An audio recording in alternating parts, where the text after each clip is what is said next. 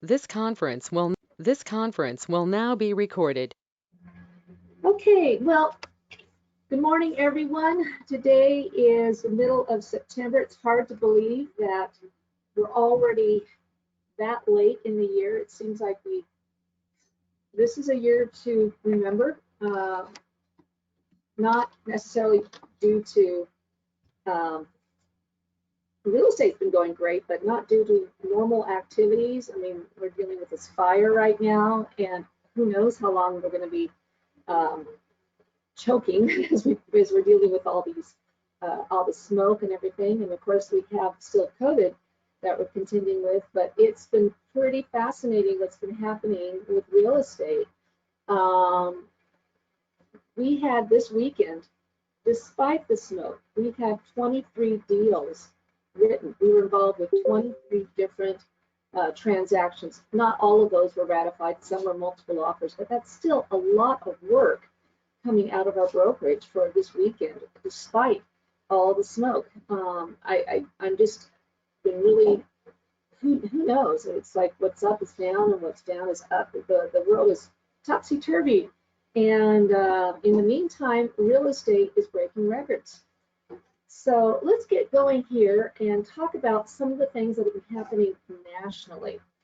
And this first slide here is showing what has been happening as far as showings for listings. This is national trends. If you look here, it starts in January, and the trend is normalized based upon what was happening January 7th. So they took that figure from January 7th and put that as the norm. And then they showed what happened. And we know what was going on for us in January and early February, and even the beginning of March. We were breaking records as far as the activity, the amount of people were here looking for property, showing homes. It was very, very busy. Then COVID hit, and there was a huge, huge deficit. And obviously, we were concerned about what was going to happen long term. We first thought it was going to be stay at home for 2 weeks, and then that 2 weeks got expanded for longer and longer periods of time. And of course, now, back in May, however, we started showing property again. And this, again, we've been showing property strong all the way through summer, early fall. Here you go. It's basically showing that activity has been happening in real estate. Lots of property being shown. So here, another thing to look at is the purchase application. So these are loans being taken out. And if we go back to, again, March, this is comparing week to week. So this is just comparing what was happening in the previous week. So here, when COVID hit, compared with the previous week, they were down 14% in new loan applications, down 10%, down 12, down 11. And then again, in April, up considerably over the week previous. And again, this is week over week. We are now into a slower down. This is again national averages, but again, we traditionally have a slowdown late summer, early fall when kids get back to school. So this is kind of an interesting trend to note. But when you make a comparison over the year-to-year difference, this goes again to show how purchase applications have been up quite a bit in comparison to the year before. When you take into consideration COVID right here, there's the big COVID shock, and then this is the recovery that's been happening since that point in time. Purchase applications very, very much up over the year before, over 30% during this week here in July. It's been, as we know, we can't keep enough going. In our market, I'm seeing a lot of trends happening with cash purchases, but we still have a lot of loans as well. And with interest rates as fabulous as they are, I mean, they were 2 years ago around 4.9%.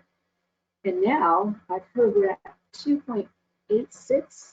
I mean, it's unbelievably low. And so purchase applications, what people can buy, people are seriously looking to buy right now.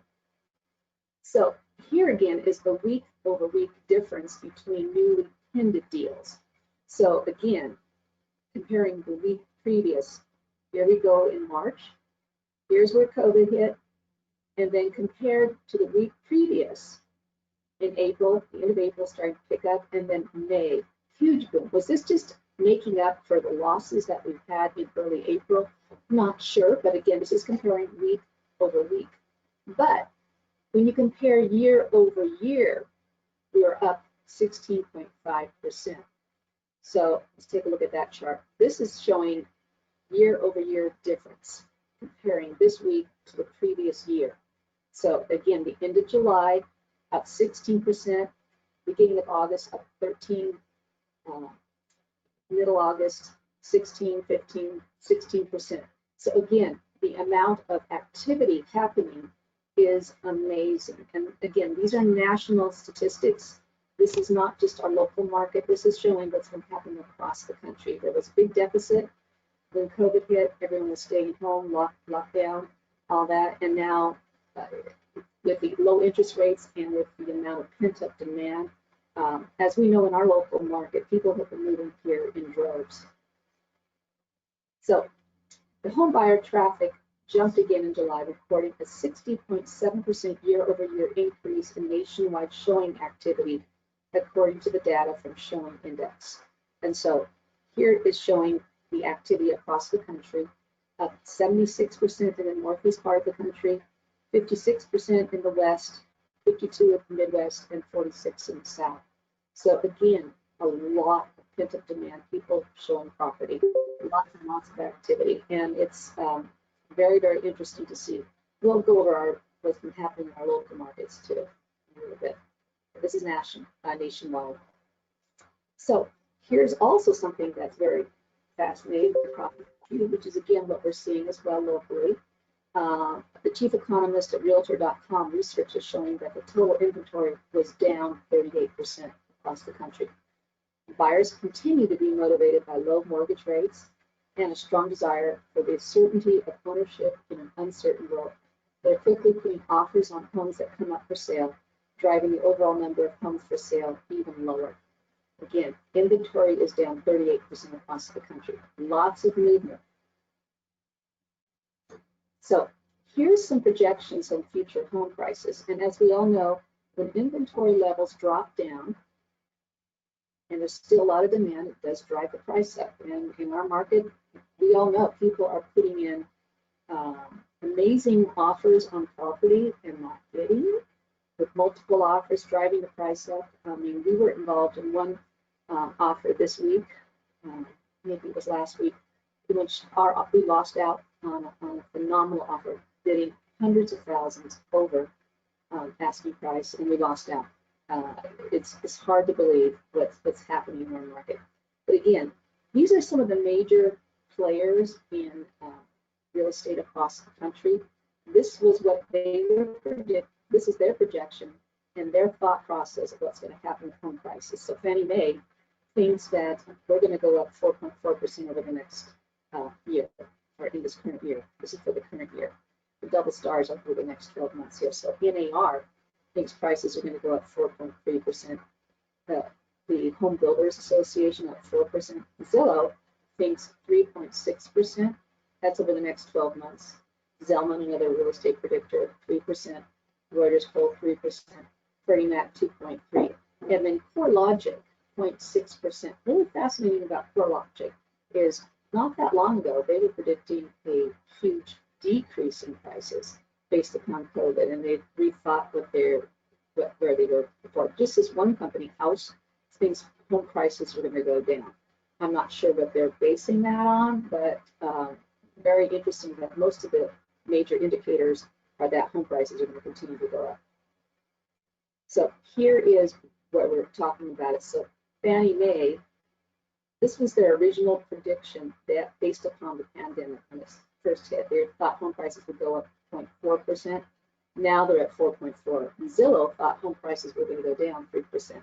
Now they're up 3.6%. And again, CoreLogic, they were down 6.6%. Now they're up 0.6%. So this is what's happened, the adjustments that, you know, what are economists doing, but basing their judgment based upon data that they have at the time. They thought that the pandemic was going to create a big drag initially on home sales, and instead what's happened is people are making major moves based upon the pandemic and maybe other things as well. So on an aggregated level, the housing economy remains rock solid despite the shock and awe of the pandemic. And that's coming from the president and CEO of CoreLogic. And now, here's my own personal thought. What will the fires and wildfires do? I mean, we don't yet have that figured into the data, but at least across the country right now, we are seeing solid housing markets. So also, the thought process here is about the number of mortgages and active forbearance. And the forbearance was based upon when the pandemic hit. Remember, it was part of the thought process that a lot of people were going to be not being able to make their mortgage payments because they had lost work. And there is some of them. But this is people who were going into active forbearance, putting off those payments, getting the requests out there for the mortgage lenders to waive those payments. They'll tack them onto the end of the loan, but still to waive that. And it's been going gradually down, down, down. And now here in August, it's down to about 4 million in active forbearance. And so across the country, that is really excellent recovery from that. So people are going back to work. They're not necessarily delaying their mortgage payments any longer. They have more confidence in what's happening. So the thought process here also is that the COVID-19 pandemic will lead to a rise in mortgage defaults and foreclosures. But as the housing market muscles its way through this economic downturn, it looks as if foreclosures will form a trickle rather than a flood. And that's what the housing experts were saying. Even if we do have homes go into foreclosure, the amount of equity in those homes should probably make it so that those home owners, when they do sell their property, will not have to be doing short sales. We've dealt with one party this year so far in which they had stopped making their payments and they were had received notices of default. But again, when we sold the property, there was plenty of equity in at home to pay off that loan, and they pocketed a good amount of money out of their sale. So the amount of, there will be some foreclosures, but it's not going to be the big wave that people thought initially. So, and that's good news. So here's the percentage of distressed property sales. And that is distressed sales and foreclosures and short sales.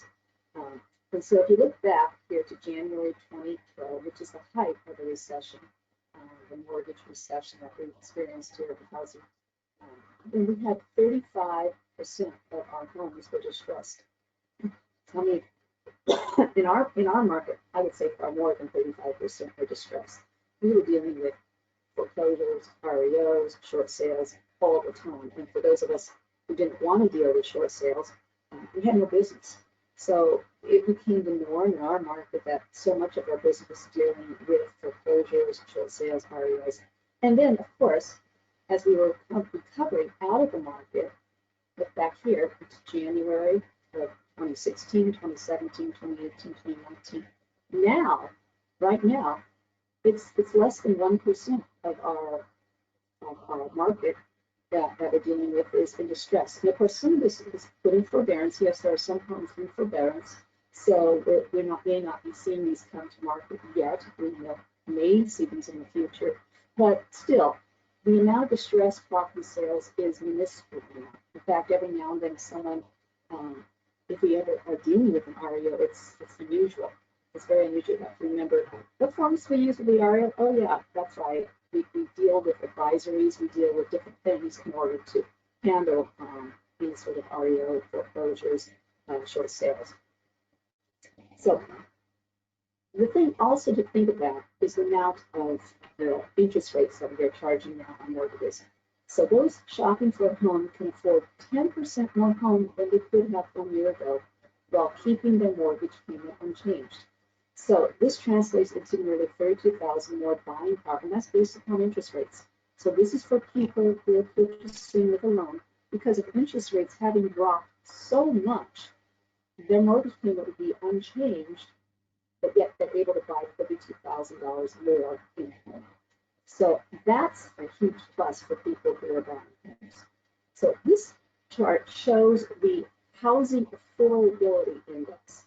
And the housing affordability index ties into things such as how affordable is a house based upon what you're able to purchase for that home, what are the interest rates. It takes into consideration interest rates, it takes into consideration the value of the property, all that sort of stuff. So you can see that back in the 90s, 2006 and 1990 were the low end. So the higher the chart, the better the affordability of the homes. So in 2006, that was the height of a housing boom. Back in those days, that's when people who were in real estate during that time, I'm sure you remember, you entered into contract on a client would enter into contract on purchasing a property. And then before we finished escrow, that property was worth $10,000 more. And so they would be flipping it. And, you know, it was so easy to get a loan. Everybody was getting a loan, no doc loans, all that sort of stuff. Homes were not affordable back then because people were stretched to the limit as far as what they could afford. They weren't buying things that they could actually afford, which is what triggered the housing recession. And of course, during this point in time, housing affordability was extremely high. If you could get a loan, or if you had cash, you could buy a home for next to nothing. We remember, I mean, it wasn't that long ago that you can buy a really nice home in Redmond for $130,000. We're talking a 3-bedroom, 2-bath, 1,600 square foot house on a 10,000 square foot lot. I mean, that's unheard of nowadays. So, but it was during these distress times that home housing affordability was really high. But yet, now, housing affordability is extremely high as well, based upon interest rates, based upon what people's income is, and it's a really interesting index to look at. Homes were not affordable back during the housing crash, excuse me, the housing boom. They definitely were at this point in time. Don't we all wish we had money during that time? We could pick up a bunch of those $130,000 Redmond homes. Oh, anyway, so here's the chief economist at Fannie Mae. He believes that housing will continue to be a sector with relative strength amid the larger downturn. The recently observed increase in purchase demand is largely due to pent-up demand as buyers are acting now after delaying purchases in the spring. We are, however, seeing some early signs of shifting buyer preference to locate to lower density areas, potentially driving some additional purchase activity, which is truly what we're seeing in our market. We have people coming from high urban areas, as we talked before a lot this summer. People have been moving here from Portland, from Seattle, from the Bay Area, leaving the high density urban areas and going to an area that has larger lots typically, and an outdoor lifestyle that you just drive a very short distance to, and there you are out in the woods. Hopefully all the woods wouldn't burn up, but this is what's been really driving a lot of movement within our own personal market. People coming from urban areas to live the Central Oregon lifestyle. Now we've been selling the Central Oregon lifestyle since coming out of the recession, but and even before that, people were moving to Bend. I know when I moved to Bend, that was in 1985. We moved here because we wanted to live in a relatively small city. We didn't want to live in a high urban area. We were living in Orange County, California. We were expecting our first child. We wanted to raise our family in an area that, you know, you didn't have to spend an hour and a half each way, commute to work. That drive time was a lot. We wanted to be able to have rush minute rather than rush hour. We wanted to live in a place which didn't have the crime and congestion where we were, which is what drove us to Bend. Back in the population was less than 20,000 people. Of course, today the population is pushing 100,000. We are getting some traffic and some things like that, but still, the same thing that drove me to Bend back in the 1980s is been driving people here today. So here is also the projection on existing home sales. So Lawrence Young is the chief economist of the National Association of Realtors. He is an economist guru. If you ever had a chance to see him talk or to listen to him, you can go to the NAR website and see his, I mean, they do record him on video. He does regular projections across the country. He talks about data. He knows the housing markets all over the country. He can talk about things in Alabama and things, you know, he knows trends. He knows how much weather and fire and economic trends will impact housing. But he forecasts that existing home sales will ramp up to 5.8 million in the second half of this year. That expected rebound would bring the full year level of existing home sales to 5.4 million, which is a 1.1% gain compared to 2019. So he's predicting that this year we're ramping up with a lot of home sales, giving us a gain compared to 2019. Who would have thought that when COVID first hit? He's also predicting that home sales will ramp up next year, increasing between 8 and 12% in 2021. So if that's true, we can expect more of the same here in Central Oregon going into next year. The key for all of us going forward here is going to be listings, because we have lots of our buyers who can't find deals, or they can find a home that they get bid out on multiple offers. So this is a key thing for us going into next year. So here I wanted to now pull up what's happening local. So let's look for August figures versus August of 2019. So when you compare our listings, we were up a little bit over 2019, 14%. In 2019, we had 24 listings, and in 2020, we had 28. The volume of our listings, however, is up quite a bit too. We'll have $5 million worth of value over 2019. Our big increase here is in pending contracts, however.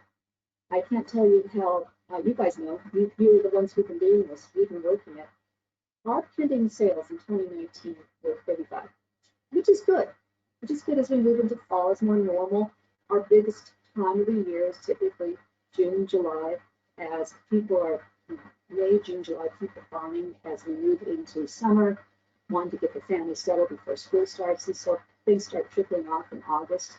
And then we get a little bit of a surge again in October, September, October, with second home buyers, retirees, things like that. This did not happen this year in August. We were up 154% in our sales within our brokerage. We had 89 new deals written in 2020 that are actually ratified contracts sticking. I can tell you, we had a whole lot more deals written or received as far as our listings, multiple offers. We have 4 or 5 deals written on some of our listings, not all of which went through. Sometimes the backup offering would become the primary. But again, these are ratified contracts that have stuck. So up 154%. The volume of our sales in 2019, we were at 17 million in August. This year, almost 45 million. Now, the actual closed figures were down a smidgen. I can tell you that last year's August figures, we were closing, that was our best month ever in August for closings. However, this year in 2020, I think it's our 3rd best month for closings. So it's still a phenomenal volume of closings. $27 million worth of closings is phenomenal versus the almost 35 million that we had in 2019. But we are geared for this next month, this current month in September, to have an amazing amount of closings, which will probably break records for us. But this is an interesting figure. This is our year-to-date sales. this year versus last year. Believe it or not, we've had exactly the same number of closings this year as we've had last year, taking into consideration that breakout year, a breakout month in August, and our more traditional slower start in January and February. Based on weather, this year, January, February were booming, we had a dip, and now with the year-to-date closings having been so strong, we are equal as far as the numbers of closings that we've had compared with last year. But our volume is up $14 million. So that is truly an amazing figure. And it's due to all of our work, guys. This is truly amazing work, and what you have been able to do despite COVID, despite the smoke, despite stay-at-home orders, being able to adjust and make things happen is a tribute to your efforts. So give yourself a pat on the back. This is amazing. So let's look at C here. This is I've been using this chart for a while here. This is the Bend residential chart from Flex. So again, I don't like this chart as well as I like others because it does incorporate Sun River, but again, we can see the trends. So here's active listings, and you can see in August, in active listings, below new listings, below solds. So in other words, we've had more sales than we've had new listings coming on board, which is leading to our inventory levels being so low. Here also is the listing prices. Here's the active median list price. Here's new list price and sold median sales price. Again, new and active listings, the prices are just going up through the roof. Absorption rate, this changed a little bit, but roughly a month's worth of supply. It means everything that hits the market, it'll sell within a month. I mean, we have like less than a month's worth of supply. Sold to list ratio, we all know this. Multiple offers are driving our sales prices up. We're hitting, someone puts a price on the market, it's selling for that or more. Days on market dropped so greatly. We're down to hardly any days on market. And again, the price volume, active list volume, we're almost at the same amount of sales volume. We don't have inventory. We don't know that. So this, I've been using this figure an awful lot to make comparisons. This is August 2020 versus 2019 for Bend single family residential on less than acres. So no acreage property in there. I like to keep track of these figures. And this is using my definition of Bend, which does not include Sun River. So that's based upon a geographical map that I have drawn. And it shows that active listings, this is what's been happening here. Our active listings in 2020, we're down to 257 versus 946. So we're down almost 73% in active listings during August of 2020 for Bend single family residential. New listings, we had a few more than we had the year before, which is good because we definitely need listings. But here again, the pendings, 543 pendings versus 255. So pending sales up 113%, solds up roughly 17%, and sold volume almost at $200 million. Again, volume, meanwhile, prices have been building up almost 38%. Average sales price. Look at this figure. Who would ever have thought of average sales price to be at 656 with median sales price at 529? And again, the percentage of sales to list price here for Bend single family residential, actually it's 100.2%. We know multiple offers are driving prices above listing price. And then months supply. This figure keeps changing as the data, people put in sales late, make adjustments. But when I pull this data off, we have 20 months of supply, which is roughly 3.5 weeks supply versus 5 months of supply back in 2019. So again, we all know lack of inventory is very much a significant figure for us. So here is again that figure I used last year or last month, the market penetration reports by office. This is basically just showing in all categories in Central Oregon, where do we live? And so we were 5 last month, we are still 5. And here you can see, I've told you we've had 305 closings. We've also been on both sides of transactions 15 times, which pulls our volume figure up to $173 million worth of sales, which is truly amazing for a brokerage of 50 people when you consider the size of people ahead of us in these figures. So you guys have done an amazing job with all your hard work. Truly phenomenal figures, and we're very, very blessed. Despite the pandemic and despite the snow and despite everything that's been happening out there, you guys are making things happen, and it's truly amazing.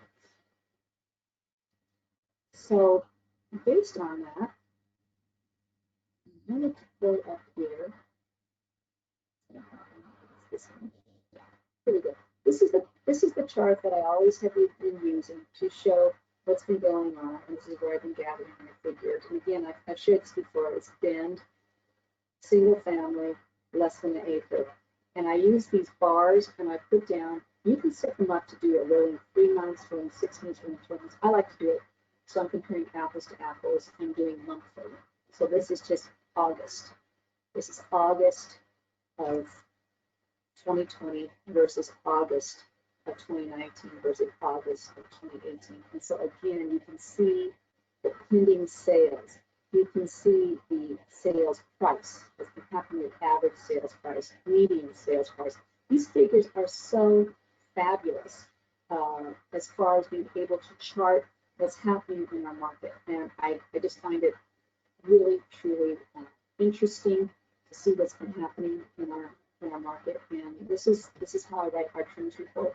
It's based upon all this stuff. There's our sales figures, just what's been going on.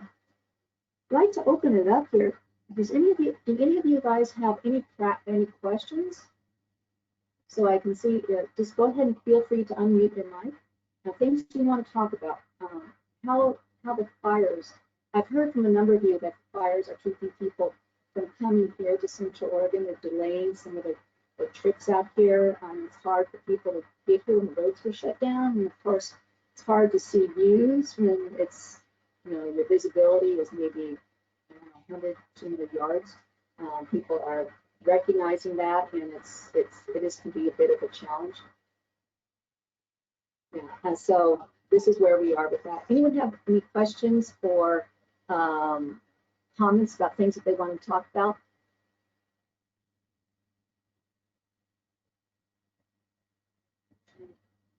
Anybody?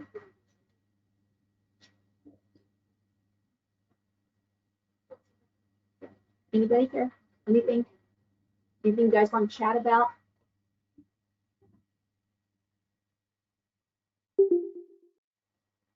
Yeah.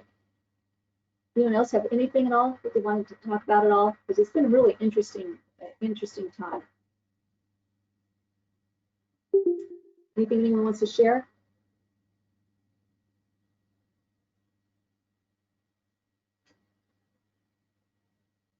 I will let you guys know something that's kind of significant that's happening within our the way we conduct our business as far as our forms.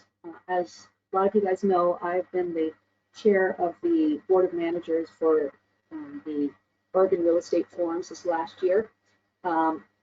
There has been, and if you don't know, the ownership of the Oregon Real Estate Forums is between the Portland Association, the Eugene Association, and the Oregon Association, which is a different way than forms are normally distributed across the country. Forms are, in most states, are a member benefit from the state association. Forms are produced by the state association and distributed for free to the recipients across the state. 20 years ago, the Portland Metropolitan Association of Realtors joined the Eugene Association of Realtors and the Oregon Association of Realtors to form ORF, which has been for the last 20 years producing the forms that we use for our real estate transactions. Before that existed, different MLSs across the country were producing forms themselves. And there was not any unity connected with them. There wasn't really, it created some chaos. And so when ORIF was formed, it created a sense of stability because people all found that these forms were really good. If you guys remember, they were produced initially in triplicate in printed papers, and so we could rip off the top copy, and then we give a carbon copy to our client after they had signed, and send the other copy off to the other team. It was interesting, and then they went online, and this is how we've been conducting our business for the last 20 years using their forms. It just so happens that this last month, the Oregon Association of Realtors, which has 20% ownership of ORIF, elected to pull out from ORIF. There was a mediation. They first of all tried to buy out the Eugene and the Portland Association, and they refused to do that.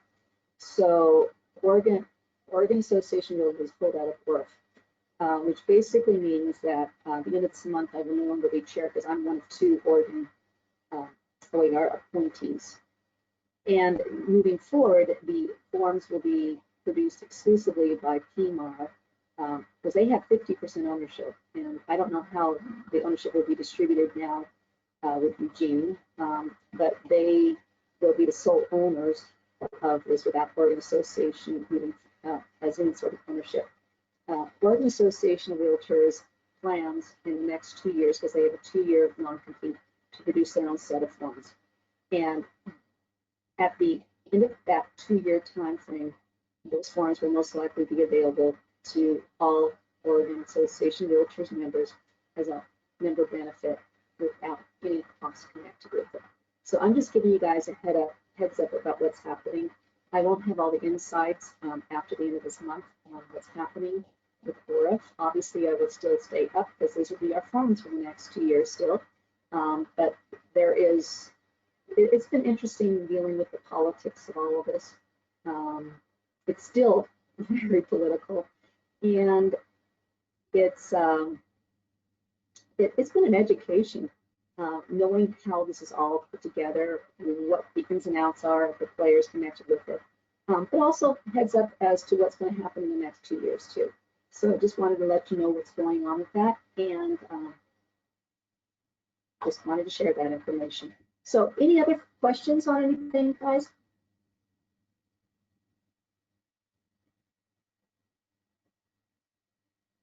If not, hope you guys have a great day. Stay out of the smoke as much as possible. Feel free to call us with any questions or concerns, and we're here. Talk to you soon. Thanks.